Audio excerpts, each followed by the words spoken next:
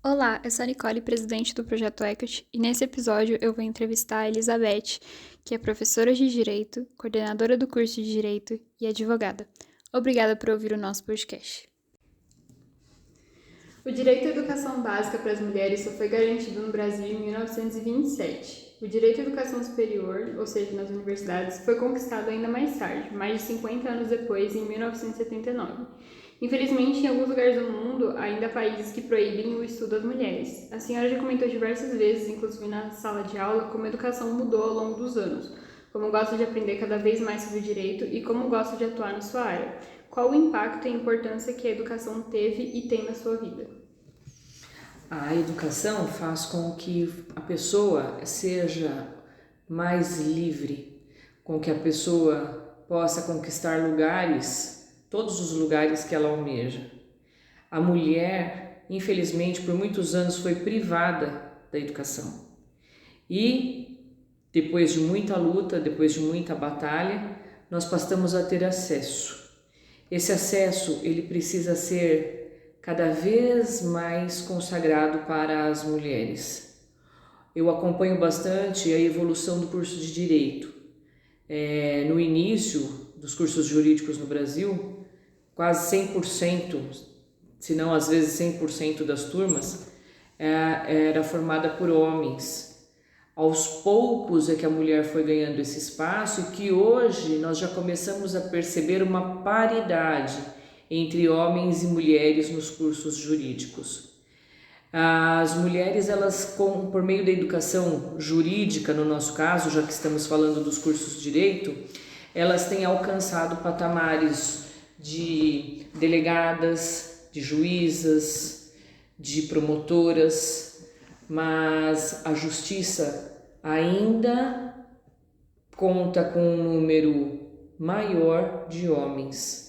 Então nós precisamos que mais mulheres, através da educação jurídica, cheguem aos postos de comando no Brasil, contribuindo com a sua flexibilidade, contribuindo com a sua inteligência, com a sua perspicácia. O Brasil necessita disso. Você me perguntou como que a educação transformou a minha vida. A educação transformou sim a minha vida, a vida da minha família. Eu fui a primeira pessoa na minha família com formação jurídica. Sou a mais nova de uma família, nós somos 5 filhos, né? Todos formados em curso superior, mas formação jurídica, a primeira pessoa na família fui eu. E isso, os meus pais não tinham formação superior, os meus pais tinham formação básica. Então, por meio de muita luta, muita valentia, eles conseguiram formar os 5 filhos no nível superior e eu na carreira jurídica. Isso trouxe uma transformação na vida das futuras gerações. Os meus filhos, por exemplo, os meus sobrinhos, eles agora já pensam em outros patamares da educação e nós percebemos, portanto, que as gerações elas vão se aprimorando e o país vai evoluindo conforme mais pessoas ingressam no ensino superior.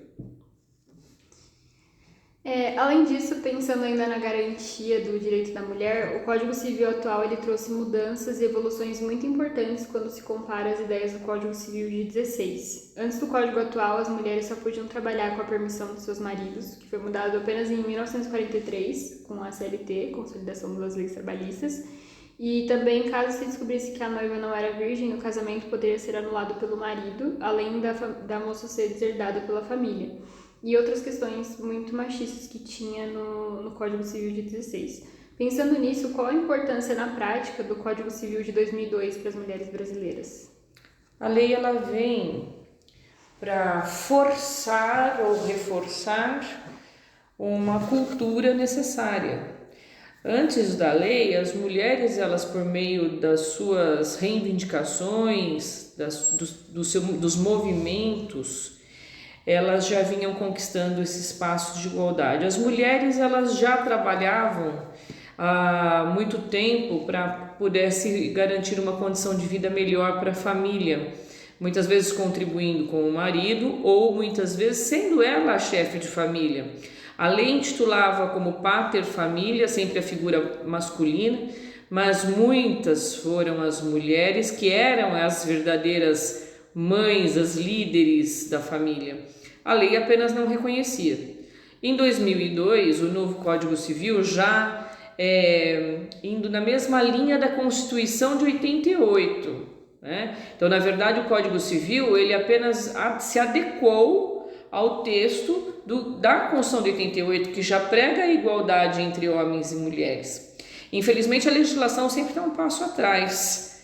E o Código Civil ele foi isso, ele apenas ele nivelou o discurso da Constituição de 88 e, na verdade, consagrou, sim, aquilo que as mulheres já vinham praticando, que era a igualdade e, muitas vezes, sendo a própria líder de família.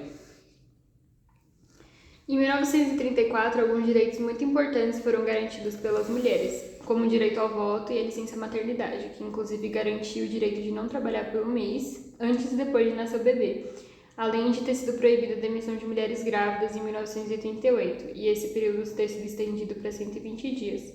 Em 1977 foi permitido por lei o divórcio, que até então só era permitido em caso de traição, tentativa de homicídio ou abandono do lar. Em 1962, o Brasil começou a vender anticoncepcionais, além do surgimento da primeira delegacia da mulher em 1985. Qual o papel que a senhora acredita que a lei tenha na vida da mulher e quais os avanços a senhora acredita ter na lei brasileira e quais ainda precisam ter, caso acredite que precise? A legislação, ela é farta. A legislação, ela já trouxe muitos avanços. Tanto a legislação nacional quanto os tratados internacionais de direitos humanos. O que é necessário é a transformação da cultura, das práticas sociais. Infelizmente, isso só acontece por meio de uma legislação rigorosa que impõe multa, que impõe prisão. A importância da legislação é forçar as pessoas a um determinado comportamento. Se você perceber, países mais educados, com pessoas com mais consciência de cidadania e de igualdade de gêneros, não possui tantas leis assim. O Brasil é um país de uma legislação muito farta, justamente porque o perfil do brasileiro é se comportar de acordo com a lei. Ele precisa da lei para indicar qual é o comportamento que ele deve ter. Isso é triste para nós. Não precisaríamos de tantas leis assim.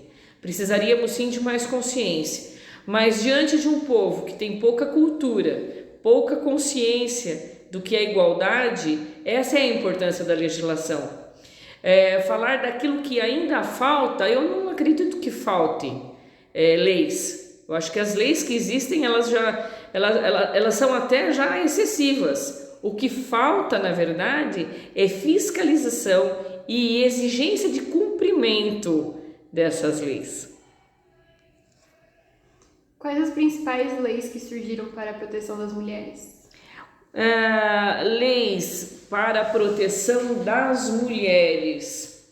Se a gente for contar a história dos direitos das mulheres, né, nós vamos remontar a bastante tempo, porque de início, se você pensar no momento que a mulher entrou para o mercado de trabalho, quando que aconteceu isso? Na época da Revolução Industrial. E naquele momento nós tivemos aquela grande greve que as mulheres promoveram na fábrica em Nova York, que resultou na carbonização dessas mulheres. O patrão fechou as portas da fábrica e ateou fogo. Foi por conta desse episódio que posteriormente a Organização das Nações Unidas definiu o dia 8 de março como o Dia Internacional da Mulher, para que todos refletissem a respeito do papel da mulher no mundo e no trabalho. Então, a partir do momento que nós temos os tratados internacionais de direitos humanos e voltado para as mulheres, nós passamos a ter as nossas leis nacionais voltadas para o mesmo objetivo. Como você mesma disse, a própria Constituição, a Constituição de 88 é o o ápice da igualdade entre homens e mulheres. Lá no artigo 5º, todos são iguais perante a lei, sem distinção de qualquer natureza, garantindo-se aos brasileiros e aos estrangeiros residentes no país o direito à igualdade, à liberdade, à propriedade, à vida.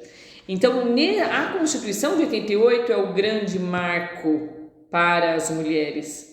E, posteriormente, todas as leis infraconstitucionais foram se adequando, como o próprio Código Civil, que nós já tivemos oportunidade de comentar.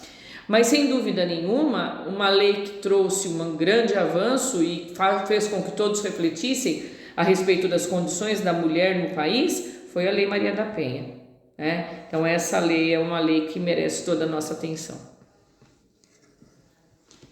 E qual a importância de leis como a própria Lei Maria da Penha, a Lei Mariana Ferrer, a Lei Carolina Dickmann, a Lei Joana Maranhão, a Lei do Minuto Seguinte e outras que existem para a proteção das mulheres no Brasil? Além de todas essas leis forçarem um comportamento por conta das punições que as pessoas que não a respeitarem podem sofrer, todas elas derivaram de projetos em que ficaram envoltos em grandes discussões. Essas discussões fazem com que as pessoas reflitam sobre o passado, sobre o presente e sobre o futuro. Então é muito importante, cada uma delas representa um avanço em algum aspecto da vida da mulher. Agora um pouco mais sobre a sua vida pessoal. Por que escolheu ser advogada e por que ingressar na carreira acadêmica? A carreira jurídica foi um encantamento. Eu comecei a trabalhar muito jovem. Eu comecei a trabalhar com 14 anos, era auxiliar de escritório numa empresa de montagens industriais e naquele momento eu auxiliava um advogado. Lembro até bem dele até hoje, Dr. Nilo. Ele era um advogado trabalhista, ele cuidava das questões de departamento pessoal da empresa e ele foi o meu primeiro mentor, vamos dizer assim, a nível profissional. Então me encantei com a atuação dele e achei interessante. Eu era muito jovenzinha e já achava bem interessante o que ele fazia ali.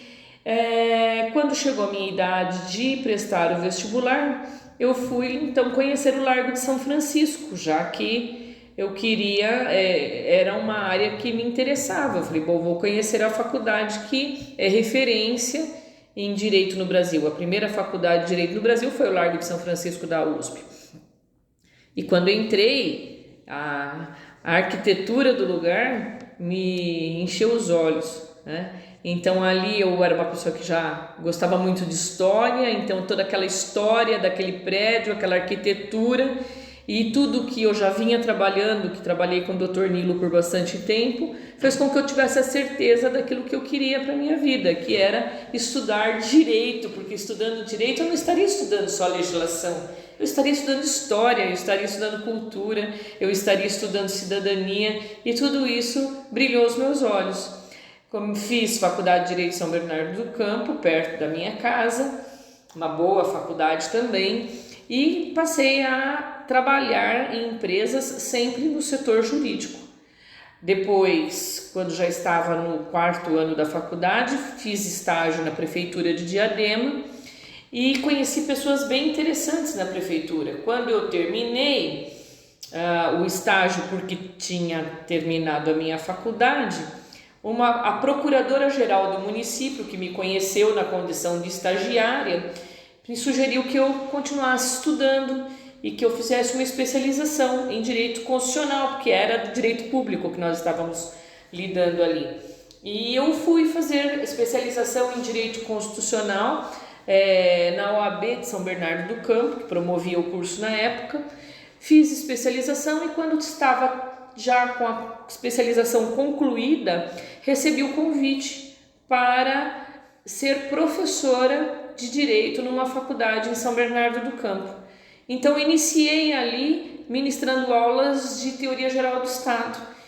Foi a partir de então que comecei a me aprofundar cada vez mais no tema, na discussão, e fui picada pelo bichinho da área acadêmica que é um bichinho que pega a gente e não larga mais, né?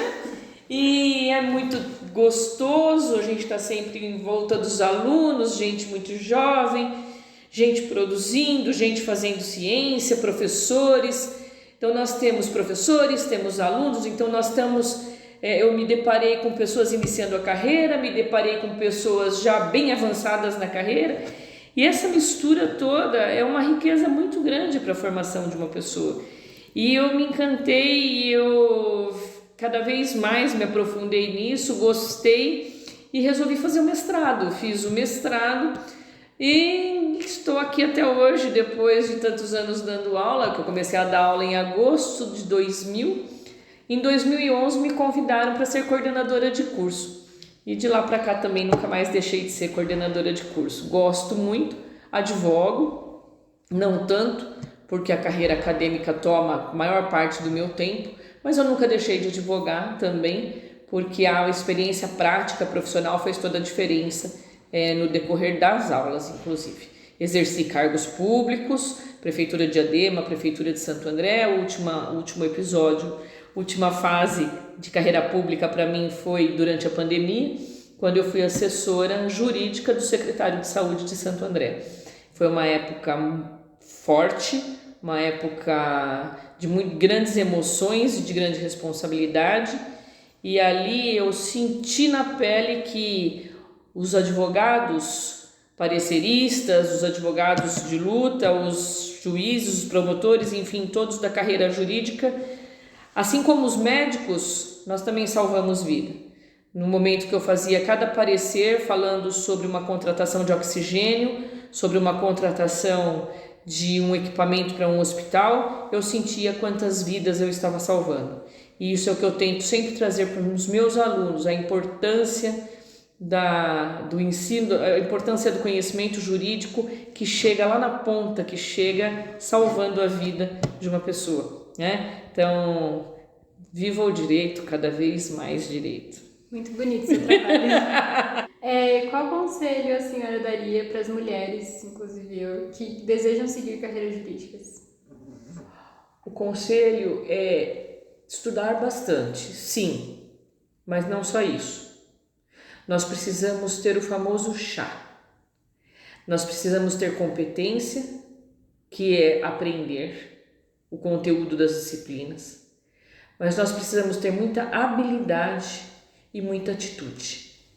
Então eu aconselho a todas as alunos, mas já que estamos falando das mulheres, a todas as alunas, colocar essa atitude feminina cada vez mais em prol da carreira jurídica, em prol do conhecimento, e buscar o conhecimento, nunca parar de estudar, sempre estar atualizada e sempre transformar tudo que se aprende em um produto para a sociedade. Então, o que nós podemos levar para a sociedade? Eu aprendi hoje algo novo, como eu posso levar isso para a sociedade? Através de uma ação social, através de uma publicação. E fazendo isso, ajudando a sociedade, automaticamente nós estaremos evoluindo como profissionais. E evoluindo como profissionais, estaremos evoluindo como pessoas e conquistando cada vez mais a tão sonhada liberdade feminina. Qual recado a senhora gostaria de deixar para os nossos ouvintes? Exatamente isso que eu disse. Estudem bastante, mas tenham atitude, vivam bastante. Aproveitem cada minuto da vida, porque às vezes nós temos um objetivo, mas mais importante que o objetivo é o caminho que nós trilhamos até chegar nele. Então aproveitem as amizades, boas amizades, aproveitem os livros, os bons filmes, as boas viagens, e amem a família. A mulher sempre foi vinculada àquela questão do núcleo familiar. Nós conseguimos independência, sim, profissional, como pessoas, mas trazemos essa essência no nosso coração, que é a família. E sem a família a gente não consegue evoluir. Então a família, sim, o amor à família, o amor aos filhos, aos pais, aos irmãos, ao marido, compartilhar e entender que somos iguais, que não somos superiores. Somos iguais e juntos a gente pode construir um mundo melhor. Quer fazer algum comentário final? Eu acho que esse recado final que eu disse a vocês, muito amor, muita paz, muito sorvete. Namorem bastante, estudem bastante e assim a gente vai estar contribuindo para a comunidade como um todo. Como as pessoas podem te encontrar nas redes sociais, entrar em contato no LinkedIn? Facebook, Instagram, LinkedIn, sempre Elizabeth, com S-T-E, Mariucci, M-A-R-I-U-C-C-I. Elizabeth Mariucci, é assim que vocês me encontram nas redes. Obrigada pela sua participação. Imagina, foi um prazer.